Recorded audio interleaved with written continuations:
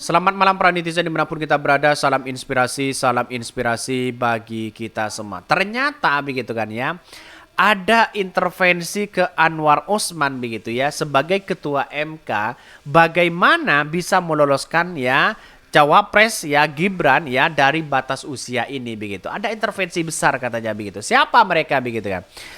Kalau saya lihat bahwa intervensi besar terhadap Ketua MK Anwar Usman bisa saja jadi begitu kan, bisa saja muncul dari pihak-pihak istana atau muncul dari dugaan-dugaan di luar sana begitu kan. Karena yang kemudian muncul ya, yang terjadi selama ini digadang-gadang, ternyata Gibran itu sudah dipersiapkan sejak lama katanya begitu ya. Mungkin konsekuensi kalau diterima ya akan diberhentikan di situ begitu ya, tidak dipecatlah menjadi hakim begitu kan. Jadi pada intinya kalau diberhentikan menjadi ketua umum, tapi bukan berarti dia dipecat menjadi hakim begitu kan. Jadi inilah yang menjadi pertentangan hari ini. Siapa yang mengintervensi itu begitu, bisa meloloskan itu begitu kan ya. Mungkin ya, karena mungkin ada bisikan-bisikan sana sini, saya yakin dan saya yakin-yakinnya ada sesuatu yang dimainkan mereka begitu ya. Dia tidak membocorkan siapa sosok itu begitu kan ya. MK enggan buka sosok yang intervensi Anwar Usman. Jadi ini politiknya gimana? Kok main selamat begitu kan? Main cara halus di situ begitu. Tapi masyarakat Indonesia sekarang kan tidak bodoh melihat hal ini begitu kan ya. Bahkan ya dalam tantangan hari ini bahwa apa yang terjadi selama ini menunjukkan bahwa MK begitu di situ menunjukkan kebobrokan ya si Anwar Usman di situ ya. Ini.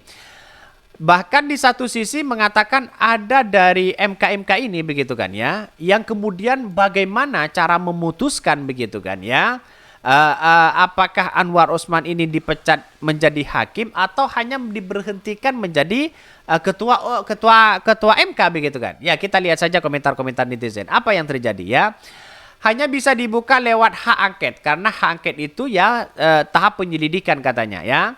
Buka dong, ayo dibuka ya dikit katanya. Dia bersandiwara hanya saja aktingnya jelek katanya ya. Nggak buka sosok yang intervensi Paman Osman yang nggak apa-apa. Si Jimli ya, yang pasti bukan ya si Andi katanya begitu. Soalnya ini bukan ya renegade kebetulan katanya ya. Nilai tawar selanjutnya terus aja gini hampir Hilter ya bangun dari kuburnya bareng ya si Bagendit katanya. Ini komentar-komentar lucu dari netizen begitu. Seolah-olah ada sesuatu apa begitu kan ya. Ada yang disembunyikan bentuk apa begitu kok bisa begitu lolos ya di situ begitu kan. Jadi pada intinya pasti adalah ada bisikan-bisikan di situ begitu. Si A, si B dan si C ya orang-orang yang punya power begitu kan. Saya rasa tidak mungkin orang yang ecek-ecek di situ begitu kan, orang yang lemah di situ yang dipertontonkan kepada publik ya, yang kemudian memberikan narasi-narasi bahwa bisa mengintervensi si ketua MK pasti tidak begitu. Yang bisa mengintervensi MK itu kan orang-orang yang kuat, orang-orang yang punya kekuasaan, kira-kira seperti itu begitu.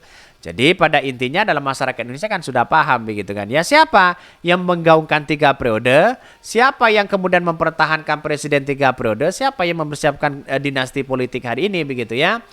Ternyata ada intervensi juga ke Anwar Usman. Ini sudah benar-benar gila permainannya ya. Sayangnya MK tidak mau menyebut siapa yang mengintervensi. Kalau melihat ya manuver-manuver sebelumnya keputusan kita bisa menduga-duga katanya begitu. Ada dugaan-dugaan besar di situ begitu.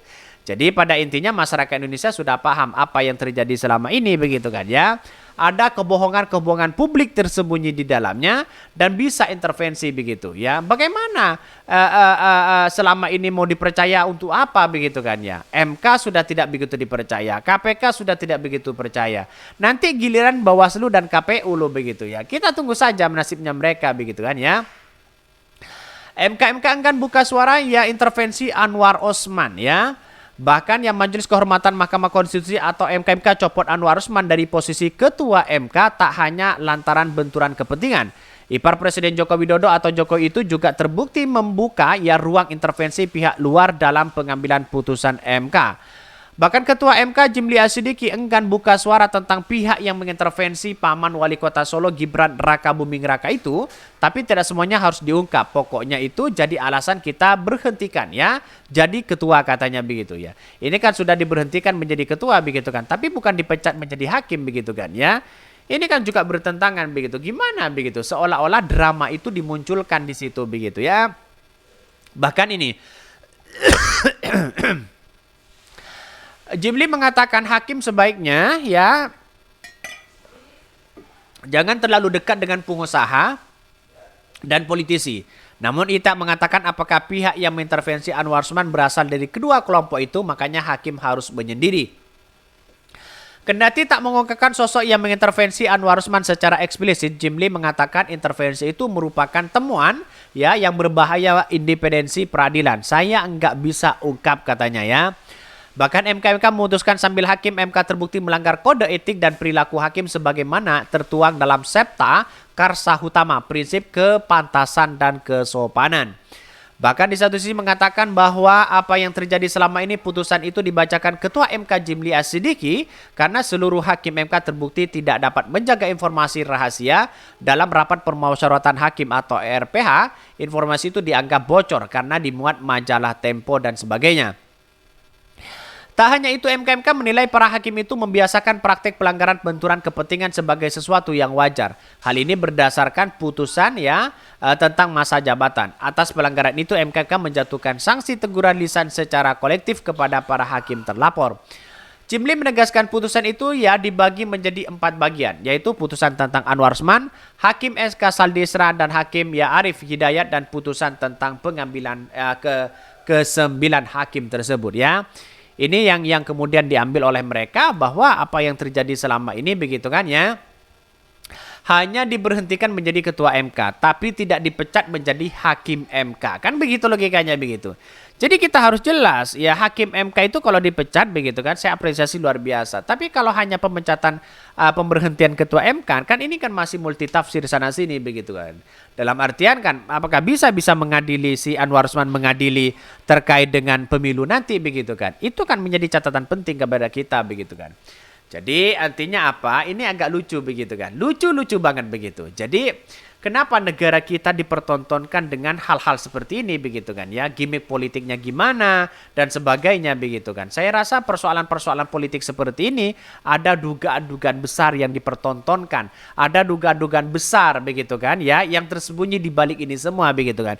Demi memuluskan ya citra sebagai anak presiden. Kira-kira seperti itu begitu. Tapi sayang seribu sayang begitu ya. Walaupun diberhentikan yang menjadi ketua MK, tapi kan bukan berarti kita membatalkan putusan itu begitu kan. Karena putusan itu sudah mutlak. Kira-kira seperti itu begitu ya.